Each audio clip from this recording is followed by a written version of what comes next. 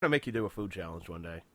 That has ghost. Oh yeah, that has what kind of food challenge? I don't know, one that has ghost chilies.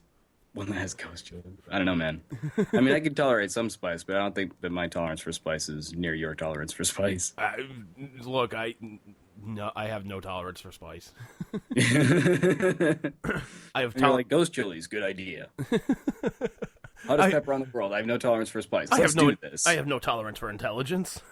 How dare you? This sounds awfully familiar. Kind of like, I'm not going to check the expiration date on the chicken. Wait, ghost chilies? Well, that sounds familiar. But nah, you're setting yourself up for error. For future faults. You don't want to keep drinking pink stuff your entire life, do you? I don't know. It did taste pretty good, though. Oh, no, it's cherry flavor. It's kind of good, man. Yeah.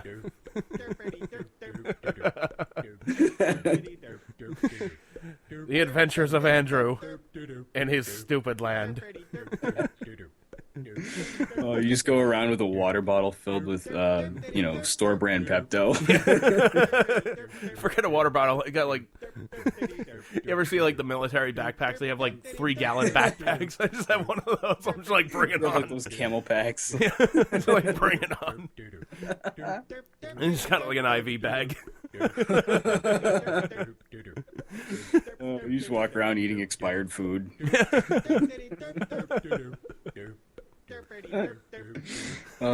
That should be our new comic strip. It should be. The Adventures of Andrew. Get to work. I can't draw, sir. You can draw better than I can.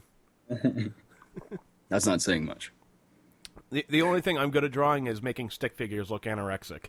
I'm pretty good at that.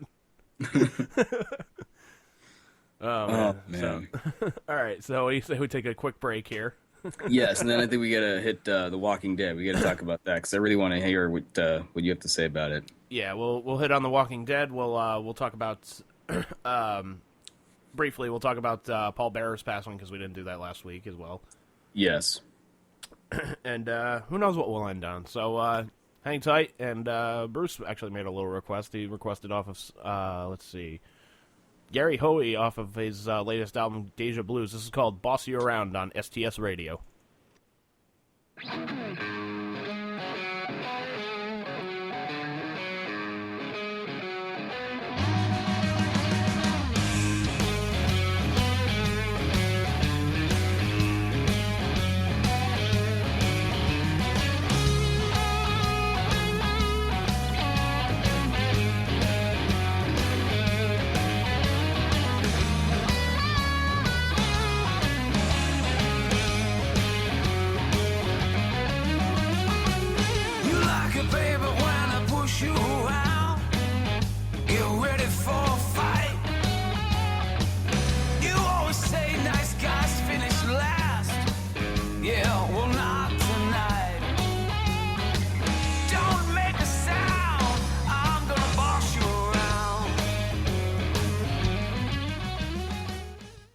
Hey, this is Olympic gold medalist Kurt Angle and TNA wrestler, and you're listening to the STS Radio Show. Oh, it's real. It's damn real. Thank you for the comeback there, Kurt. Welcome back to STS Radio, everybody. Andrew Moss with you, Bruce Gates, as always. Hey. Oh, man. So, hang on one sec, I gotta fart. Oh, Nice, dude. Nice. Oh, man. It smells like rancid Pepto. Gee, I wonder why. I don't know. Does it smell like expired chicken, too? Probably, yes. So, Walking Dead, sir. Yes, Walking Dead. So you said you were disappointed. I was a bit disappointed myself, I have to say. I was incredibly disappointed. You were incredibly disappointed. With the season finale, I was incredibly disappointed because I was like, this makes no fucking sense at all, dude. What didn't you like? All right. What I did like was the build up to the season finale. I was like, okay, they're doing this really well. They're building up. This is going to be like just a shitstorm. This is going to be just, a clusterfuck of action and just mayhem and just a whole bunch of awesome stuff is going to happen. Mm-hmm. And then the season finale comes. There was this huge build-up. Like, you're expecting this epic battle between the two camps. it was pretty much like World War III. Like you were expecting like you were expecting like if you were a kid and like your parents say like, hey, we're gonna get you, you know, this, we're gonna get you, you know, one of those big like Power Wheel cars or something like that. Mm-hmm. You know, come Christmas and you unwrap the box and there's a little freaking Matchbox car in there. And you're just like, so you feel that the battle was anticlimactic? Yeah, I felt that it was anticlimactic because I mean, here's the governor with an army of easily over like 15 people, something like that.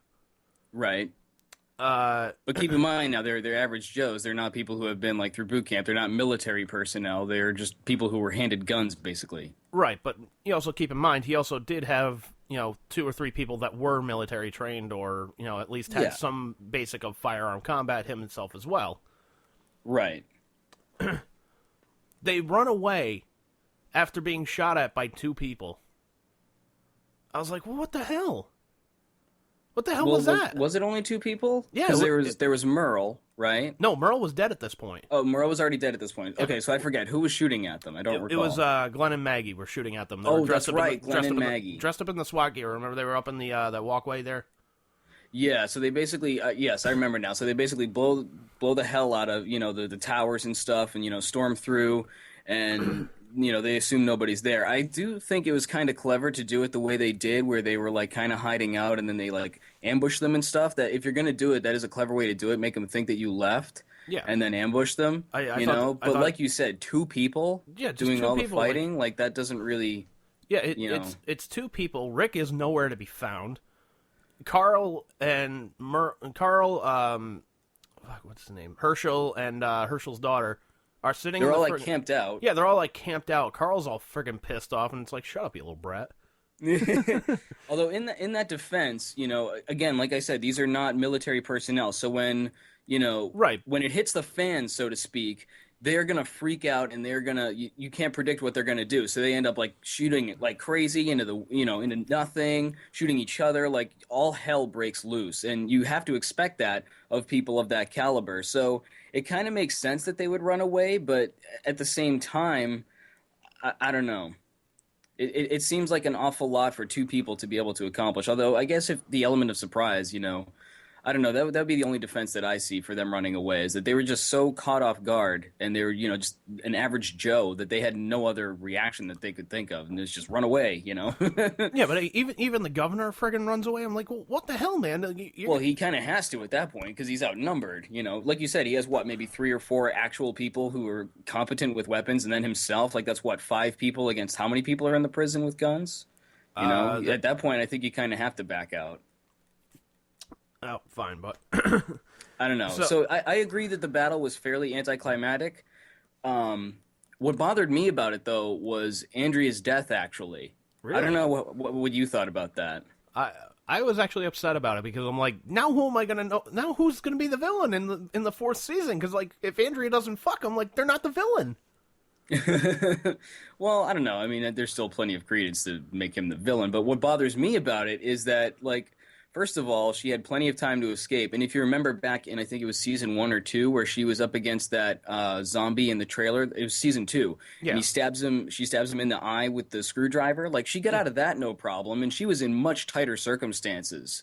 Granted, she wasn't chained down or anything, but she got out of that, Yeah. And she couldn't get away from this guy who, as he was talking to her, is like, hurry. And she's still like, oh, let's talk about it, I think she could have gotten out of it. I think it was kind of cheap of them to take her out of it.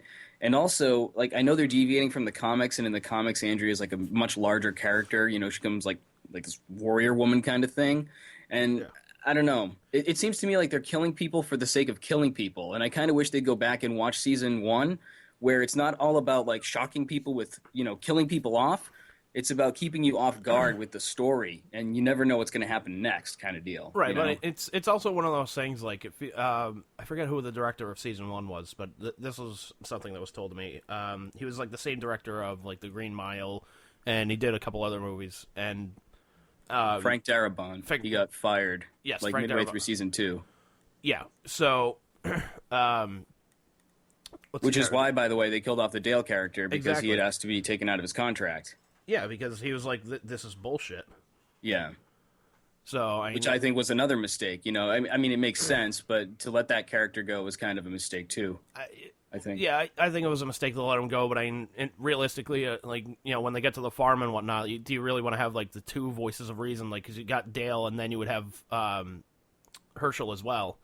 That's true. You know, usually when you have that group, you have that one voice of reason. That's true. Yeah, it would have been a little crowded. And besides, as Kevin Smith pointed out on The Walking Dead, like, Glenn got laid a lot more when Dale died. Yeah, that's true. Yeah, because he wasn't around to be like, no, you shouldn't. It's it's Herschel's daughter. Yeah, like, there's something wrong about that. And Herschel's like, I don't care, go for it. Yeah, Herschel's like, well, you have my blessing. Yeah, Herschel's like, well, she likes you. You seem all right to me. Yeah. Go for it, man. And did they ever? Oh, yeah. In the garage, my goodness. Everywhere. Well, it's true. Like, dude, they did it in a convenience store during a zombie apocalypse. But I mean, think about how many people we lost in season 3. I mean, like, we lost Merle, we lost Lori, we lost Andrea, we lost Milton. You know, Lori. I don't think Lori is dead at all. I think she's dead for sure. I think if anything, she's a zombie.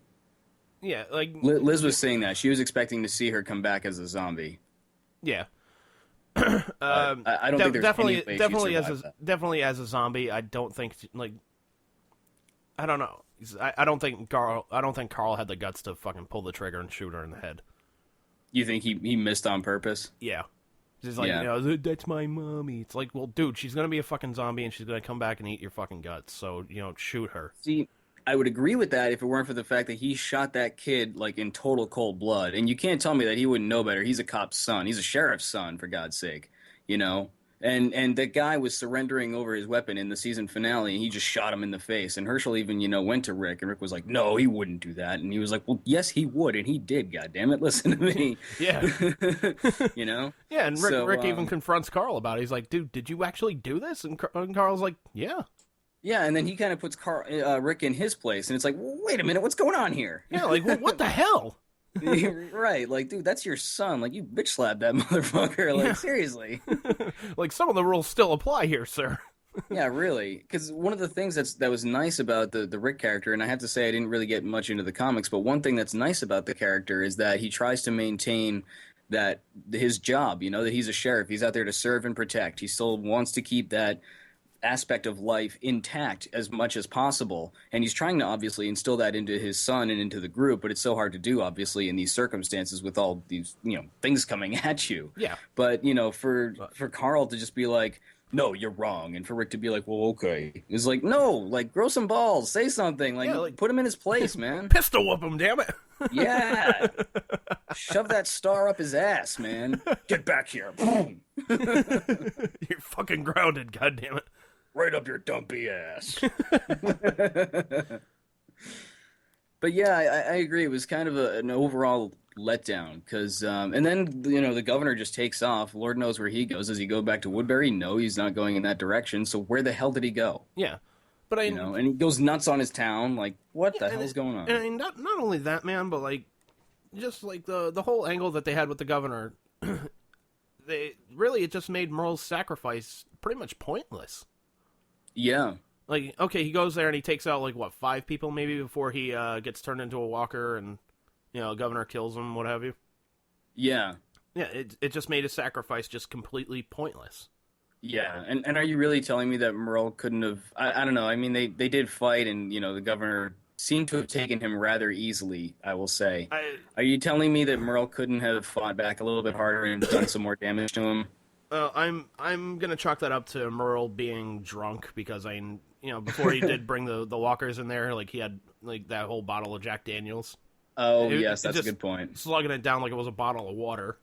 That's true. I forgot that he was inebriated at that point. But I did think it was cool because I was like, yeah, man, Jack Daniels and Motorhead, the best zombie bait ever. But going back to my point about like killing characters off, the thing is like it starts to not have as much impact now. Like when Andrea dies, like you hear the gunshot and it's like, oh, that's sad. But I wasn't nearly as sad. Like the like think about when Shane died or when Dale died. Like how much were you like in the chest? Did you feel that? It's like, oh man, and you haven't really